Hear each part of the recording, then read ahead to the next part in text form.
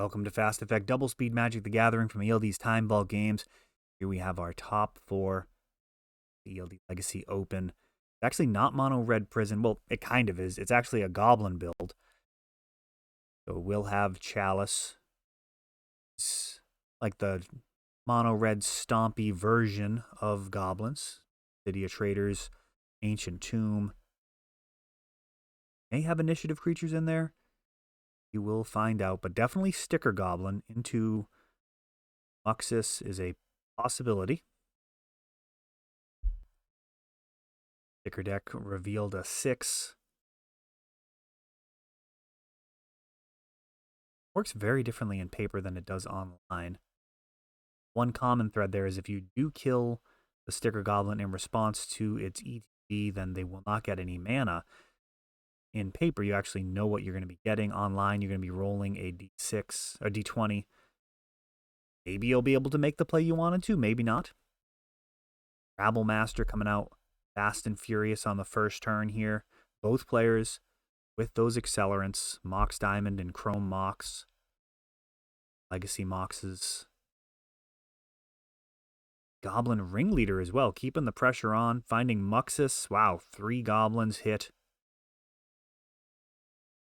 Of course, that's going to add to the Rabble Master's damage. So this is a very quick clock. Sending. Triggering that extra body. Gotta love Ringleader. Big casting cost for Broadside Bombardier if it comes to that. Jared's got a crop rotation for a Dark Depth, so he'll be able to make a 20/20. Want to calculate how much damage. Just 8. Turn 1. The chipped in for 1.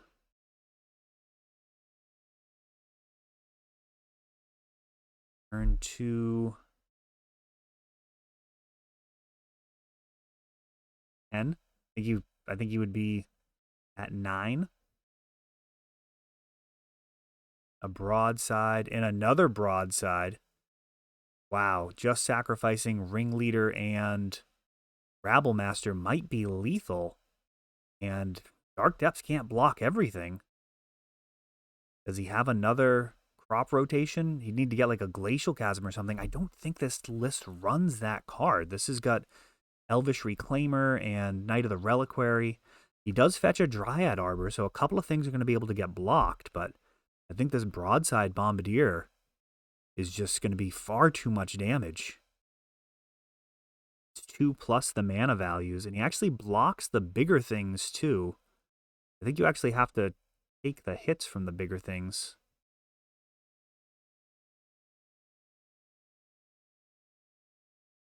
I think you block the broadside. But, I mean, it doesn't matter. I think he was dead no matter what. That is a thing to keep in mind. If you are blocking the creature that's just going to get thrown at your face, you're potentially not saving that much in the combat damage. Generally, if you block the broadside, at least you force the boast ability to be used before damage. Obviously, if the broadside dies, no longer in a position to start chucking stuff at your opponent's face. Dallas at 1. Another good opening here. This one, not aggressive. It will deter a lot of the really lean effects. Crop rotation, Elvish Reclaimer. The lower to the ground stuff isn't going to work out. Pair of Wastelands hits 2 Ancient Tombs. Michael's deck just keeps helping him out here. He's gone Mountain. Happens to have a 2 mana threat. Wasteland very often would have just crippled Michael's chance at playing these more expensive cards. A Doorkeeper Thrall for Jared. Just a 1/2. No ETBs, so that will stop the Sticker Goblin.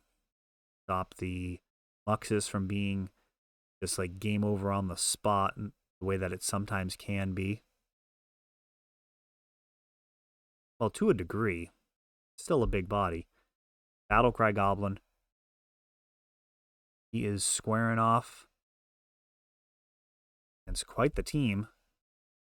Green Sun Zenith found Outland Liberator. This will mop up the Chalice, but no, it will not be able to. A separate Chalice going to get tossed in the bin by a Broadside, putting pressure, clearing that really crucial piece of removal. I don't think he's going to have much in the way of options to get rid of this Chalice now. He may just be playing without his 1-drops. Liberator would have broken free, really opened this situation up.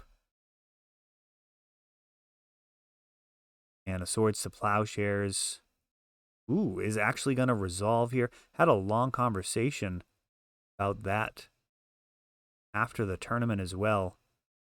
So Michael jammed to attacks. Jared backed it up, said, hold on, before you attack, I'm going to Swords to Plowshares. And Michael actually missing his trigger there. From a psychological perspective, that is a really optimal way to go. If your opponent is playing fast and loose, that is when they're least likely to be able to remember the mechanics of things like Chalice.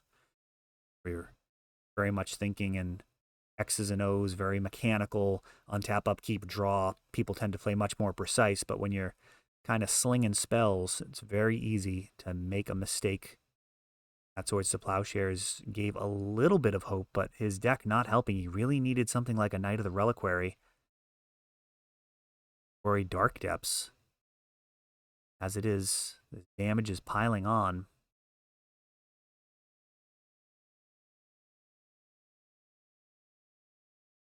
Not looking good for him, despite getting that Swords in. That'll do it. Oh, Boseiju would have also opened things up. Of course, you do need to draw that. You can't tutor for it.